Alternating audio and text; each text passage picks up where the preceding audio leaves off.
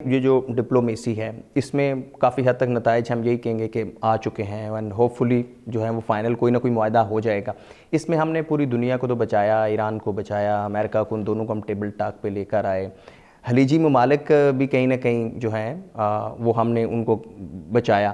پاکستان کا ان ڈائیلاگس کو لے کے بڑا فروٹفل فائدہ کیا ہو سکتا ہے؟ ایک ایشو یہ ہے کہ پاکستان میں جو اکنامک سٹیبلٹی نہیں ہے, تو ان سارے ڈائیلاگس کو لے کر ہر کنٹری, اگر ہم دیگر کنٹری دیکھتے ہیں جیسے یورپ ہے, آپ یورپ میں ایک عرصہ رہے سفیر, تو پاکستان میں اکنامک سٹیبلٹی ان ڈپلومیسی کے نتائج میں کیا ممکن ہے, کیسے آ سکتی ہے, اس کا کیا؟ جی بہت اہم نقطہ ہے.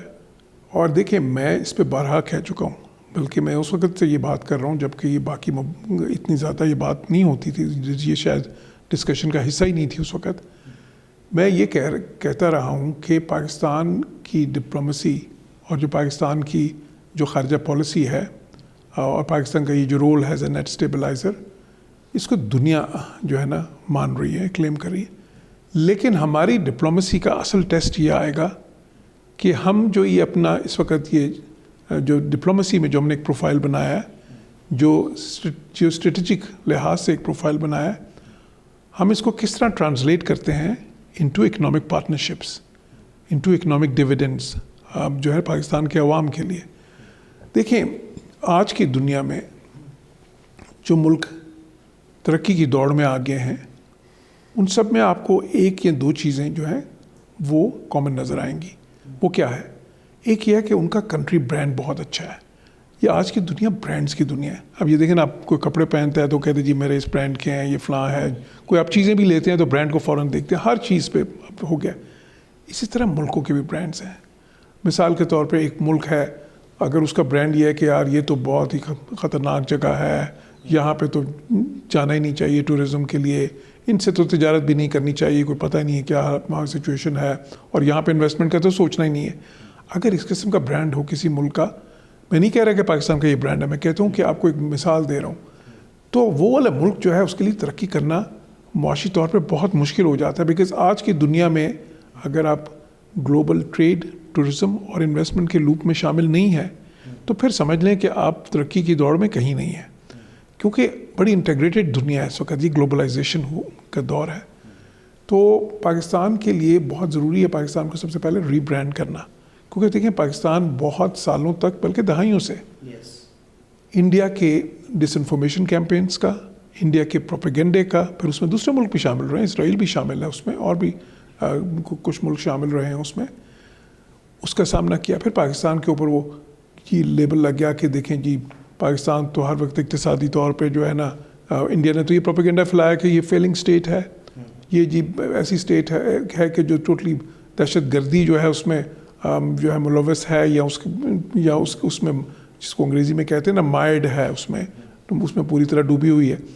تو اب وہاں سے ری برانڈ کرنا پاکستان کو کہ نہیں, پاکستان تو ایک ایسا ملک ہے جو دنیا کی امن و سلامتی بڑھا رہا ہے, جو دنیا کی جو ہے نا اقتصادیات کو اور دنیا کا جو اقتصادی نظام ہے اس کو بچا رہا ہے.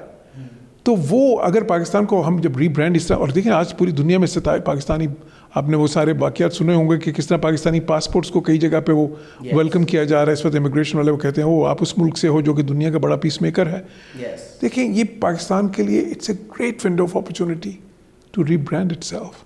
اور یہ ری برانڈ کر کے جب آپ ری برانڈ کریں گے اپنے آپ کو تو کیا ہوگا, اس سے پھر وہ رستے کھلیں گے, تجارت زیادہ, ٹورزم زیادہ, اور انویسٹمنٹ زیادہ.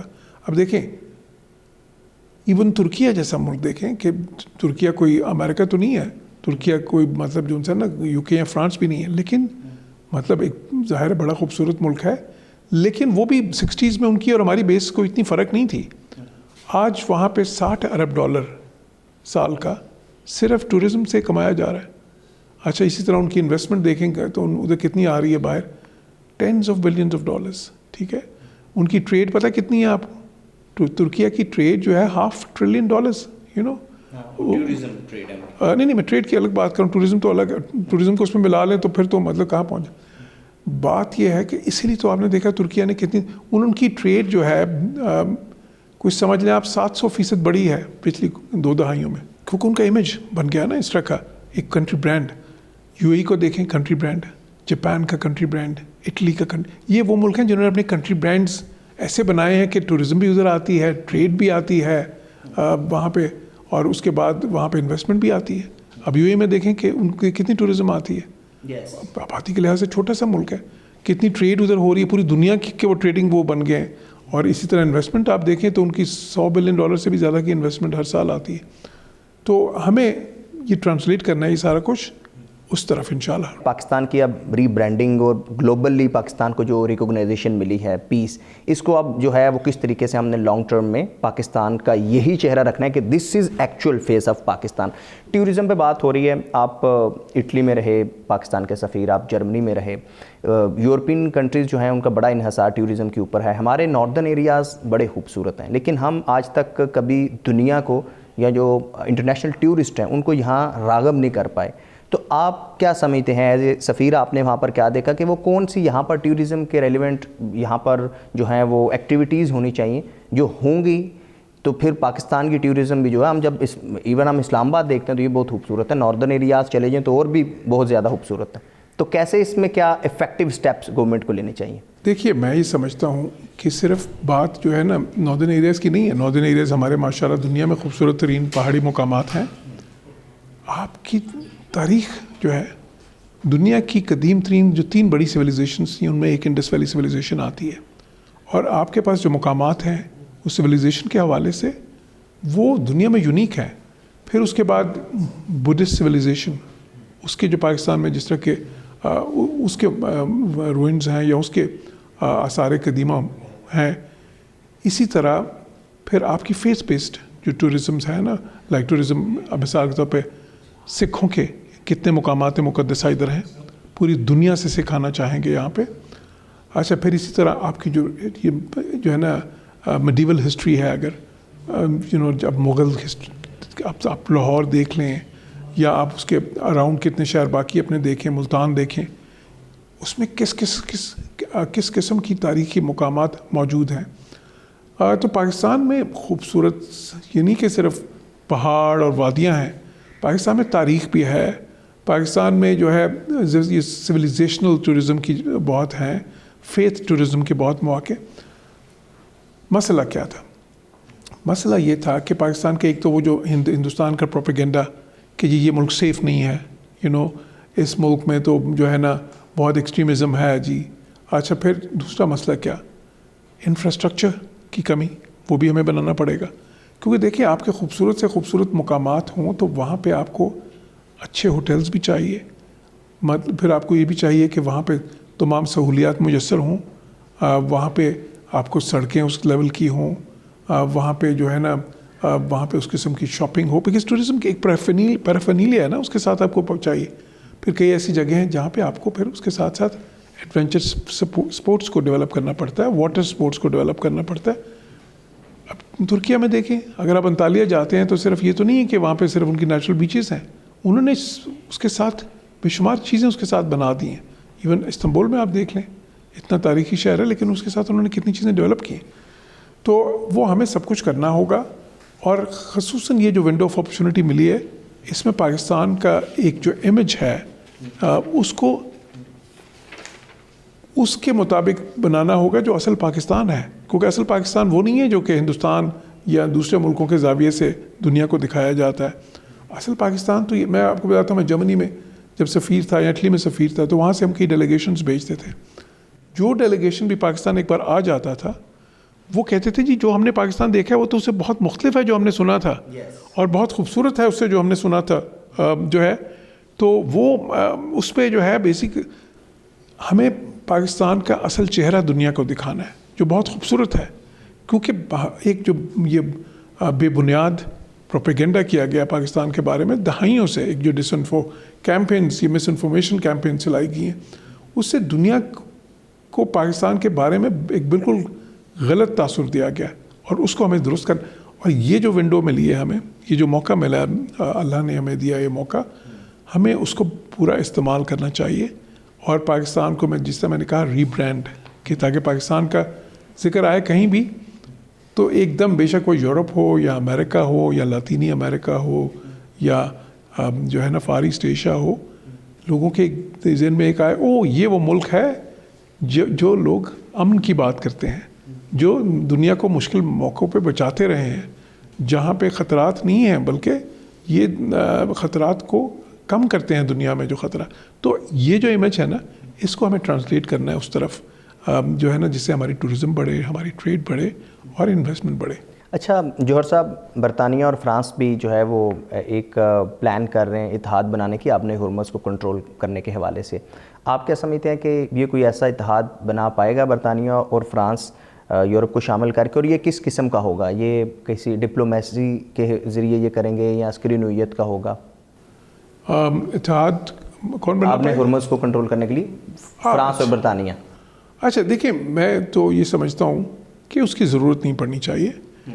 یہ آبِ ہرمز کا معاملہ جو ہے ان مذاکرات کے ذریعے حل ہونا چاہیے, کیونکہ آبِ ہرمز کا معاملہ ہے کیا؟ دیکھیے, آبِ ہرمز کا معاملہ تو اس جنگ سے پہلے نہیں تھا, ٹھیک ہے. انٹرنیشنل لاء کے حساب سے یہ جتنی بھی اسٹریٹس ہوتی ہیں, یہ چوک پوائنٹس کہتے ہیں ان کو, انٹرنیشنل لاء کے حساب سے جو اس طرح کے سمندری راستے ہیں ان کو انٹرنیشنل واٹر ویز کہا جاتا ہے. کسی ملک کو یہ حق نہیں پہنچتا کہ وہ, حتیٰ کہ ان کے اگر ٹیریٹوریل واٹرز بھی ہوں, ٹیریٹوریل واٹرز آپ کو پتہ ہے کہ ان کی کوسٹ سے 12 میل تک ہوتے ہیں تقریباً, تو اس میں بھی حق نہیں پہنچتا آپ کو, کیونکہ جب یہ جو نیرو اسٹریٹس ہوتی ہیں نا, دیکھیں نا کہ اس میں اگر ٹیریٹوریل واٹرز دیکھیں تو ایک سائڈ پہ 12 میل تقریباً ایران کے بنتے ہیں, دوسری طرف اگر اتنے ہی بنتے ہیں, بلکہ اسے بھی کم, کیونکہ وہ نیروسٹ پوائنٹ پہ تو صرف یہ 23 کلومیٹر ہے, تو دونوں کے بنتے ہیں. لیکن دونوں کو یہ کسی کو بھی حق نہیں ہے کہ وہ وہاں پہ جو رائٹ ہے, اور وہ رائٹ جو ہے نا, دیکھیں وہ 2 قسم کے حق ہوتے ہیں. ایک ہوتا ہے رائٹ آف انوسینٹ پیسج, ٹھیک ہے, وہ دنیا میں ہر سمندر پہ ہوتا ہے ان کو, وہ آپ ٹیریٹوریل واٹر سے بھی گزر سکتے ہیں جو شپنگ ہے یا تجارت کے لیے یا کچھ مقاصد کے لیے نہیں گزر سکتے. لیکن یہ جو چوک پوائنٹس ہوتے ہیں نا, جس طرح یہ آبِ ہرمز ہے, یہ ایک چوک پوائنٹ ہے جہاں پہ آ کے بہت ہی تنگ ہو جاتی ہے نا گلی کی طرح. تو چوک پوائنٹس پہ تو رائٹ آف انوسینٹ پیسج کے ساتھ ساتھ رائٹ آف ٹرانزٹ پیسج بھی ہوتا ہے. جو رائٹ آف ٹرانزٹ پیسج ہے اس کا مطلب ہے کہ آپ کسی وقت بھی نہیں روک سکتے کسی بھی قسم کی شپنگ کو, ایون حالت جنگ میں بھی نہیں روک سکتے. یہ انٹرنیشنل جو ہے نا, اس کو یونائٹڈ نیشنز کی جو ہے لاز آف دا سیز جس کو کہتے ہیں, یہ وہ ہے. تو واپس سچویشن ادھر ہی جانا چاہیے جہاں پہ جنگ سے پہلے تھی. بہت سادہ ہے, اس کو جو کہتے ہیں نا اسٹیٹس کو اینٹی بحال ہونا چاہیے, کہ جو پہلے سے جو سچویشن تھی وہی ہونی چاہیے. آبِ ہرمز کو یہ دونوں جو ہے نا, ایران اس کے جو اس کی بندش ہے اس کو استعمال کر رہا تھا لیوریج حاصل کرنے کے لیے بارگیننگ اپنی یہ اس نیگوسیشنز میں. امریکہ نے جو ناکہ بندی کی یا بلاکیڈ کیا, اس کا مقصد تھا اس لیوریج کو نیوٹرلائز کرنا. تو دونوں کا مقصد یہ نہیں تھا کہ یہ اس کے اوپر کنٹرول کرنا ہے کوئی پرماننٹ. ٹھیک ہے, اس قسم کے بیانات ہو سکتا ہے ایران کی طرف سے کہیں آئے ہوں, لیکن اس کا مطلب تو پریشر جنریٹ کرنا ہوتا ہے نا. یہ جو ہے یہ ایک لیوریج پوائنٹ ہے. تو آپ سمجھ رہے ہیں کہ آلموسٹ انہی ڈائلاگ سے جو ہے وہ میں سمجھتا ہوں طور پر سولوشن نکل آئے گا اگر مذاکرات انشاءاللہ کامیاب ہوتے ہیں. اور دیکھیں ابھی تو مذاکرات باضابطہ طور پر شروع ہونے ہیں نا, ابھی ہوئے تو نہیں ہیں. ابھی تو انہوں نے ایڈوانس ٹیم بھیجی ہیں. ابھی جب بات چیت ہوگی پھر اس کے بعد ڈیلیگیشنز انشاءاللہ آئیں گے, پھر مذاکرات باضابطہ طور پر شروع ہوں گے. تو اس میں یہ سارا کچھ بڑی تفصیل سے ڈسکس ہوگا, نیگوشیٹ ہوگا. میں سمجھتا ہوں آبِ ہرمز کا حل انہی مذاکرات سے نکلے گا. سبسکرائب کریں اور بیل دبائیں تاکہ کوئی خبر رہ نہ جائے.